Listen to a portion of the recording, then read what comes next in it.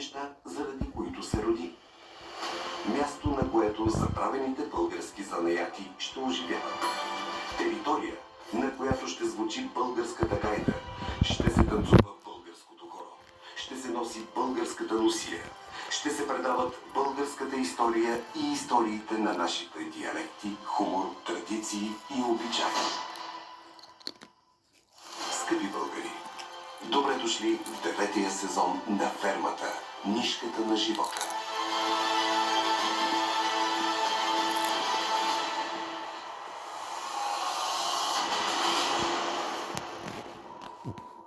Уважаеми зрители, настъпва дългоочакваният момент. Представяме ви Гергана Кунчева!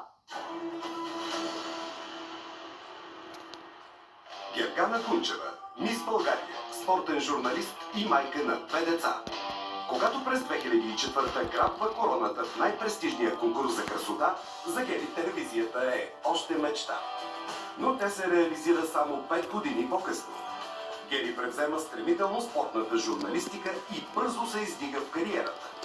От 2022 прекрасната й усмивка озарява екрана на BTV като една от най-ярко блестящите звезди на медията.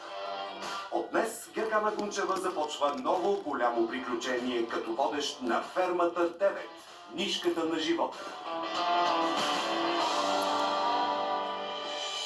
Честито, Гери, вече официално, освен спортна журналистка и мис България, си и новата водеща на Фермата. Заповядай! Благодаря ви. Момчета, наистина се чувствам специално, че съм във вашата компания, защото Специално. израснах с вашето творчество, ето на този господин с мустаци. Ти не знаеш какъв човек стои до теб, той също е бил мистър. Беше мистър, по-скоро втори на мистър Пампорово, мисля, преди години. Аз предпочитам да го наричам първи подгласник. Това беше несправедливо, защото втората година бях мистър Пампорово. Но това не е важно. Важно е, че както виждате, ние сме трима. Дами и господа, с Гери и с Андрей ще водим на ротационен принцип. Един път, защото е много модерно в нашата държава това нещо в момента, и втори път, защото вярваме, че така в различни конфигурации, като се появяваме, ще ви бъде по-интересно. Кълбълък един вид, отворен брак. Вече разбрахте някои от новите елементи в предаването, а за други сега ще ви разкаже Гери. Тази година фермата ще бъде разделена на рай и ад. Не само метафорично, а напълно реално, но как точно ще изглежда рая и как ще изглежда ада, ще разберете малко по-късно. Освен това, малко по-късно ще разделим и участниците в тази годишния сезон на два отбора. Каква хубава. Аз съм и ад и рай. Господар съм и съм роб. Вижте, имаше още. Начало съм и съм край. Вижте как и за какво ще се борят двата отбора, а аз ще ви покажа моята нова прическа. Е, вуаля!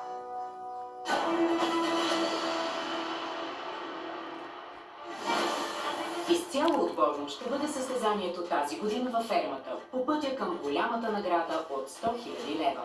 Двата отбора ще бъдат сформирани днес и няма да се събират в една група в нито един момент от приключението. Всяка седмица отборите ще се борят помежду си за 30 жизнено важни пендари. 15 от тях ще се разпределят в елиминационните дуели, 10 при оценката на работата по свършените задачи и 5 в делничните битки между двата отбора. Всяка сряда двата отбора ще се изправят един срещу друг, а победителят ще получава превъзходството да определя тримата дуелисти от другия отбор и да дава имунитет от дуел на един от своята група. Да, тази година дори и елиминационните дуели ще бъдат отборни, а не индивидуални. Те ще се случват всеки понеделник, когато трима човека от единия отбор ще се изправят срещу трима от другата група. Този отбор, който загуби дуела, ще се събира на извънредна церемония, за да определя с гласуване кой точно да бъде отстранен от отбора. Всеки четвъртък път двете групи ще излизат на битка за привилегия и именно тогава ще се решава кой отбор ще живее в рая през следващите дни и кой в ада. А защо всеки пендар тази година е жизнено важен? Първия ден на последната седмица пендарите ще бъдат финално преброени и тогава участниците в този отбор, който притежава повече пендари в съндъка си, ще имат в пъти по-голям шанс да стигнат до големия финал за голямата награда, отколкото хората в другия отбор. На няколко пъти през сезона участниците в двата отбора ще попадат в предварително замислени, но изненадващи за тях сложни ситуации, в които ще трябва да взимат бързи и много важни решения. които често може да променят изцяло хода на играта. Това, което всеки един от тази годишните герои на фермата трябва да знае и помни е, че абсолютно всеки пендар има огромно значение, а всеки отделен човек зависи от отбора си и отборът му зависи от него. И тук идва и друга голяма промяна през този сезон.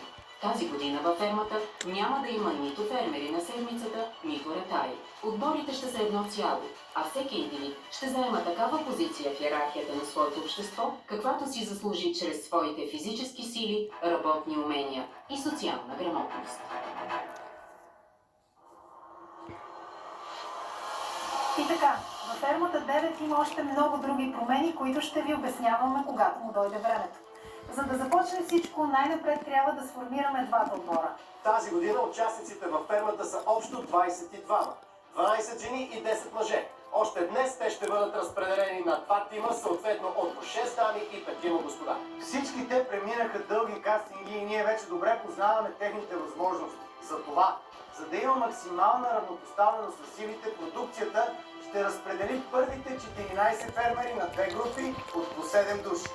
След това всеки отбор сам ще избере останалите си членове.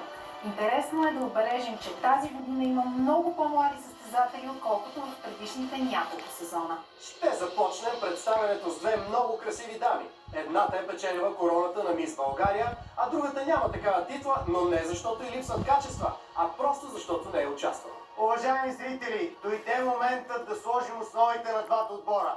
Вижте с кого! Казвам се Нанси. Станах мис България, но съм много извън етикета на титлата. Нанси Карабойчева е избрана за най-красива българка през 2013 година. Тя може би е единствената мис България, която с лекота носи и короната на главата си, и брадвата в ръката си. Израснах в пазарджишкото село Юнаците, но на 19 се преместих да следвам в София. Първо статистика, после маркетинг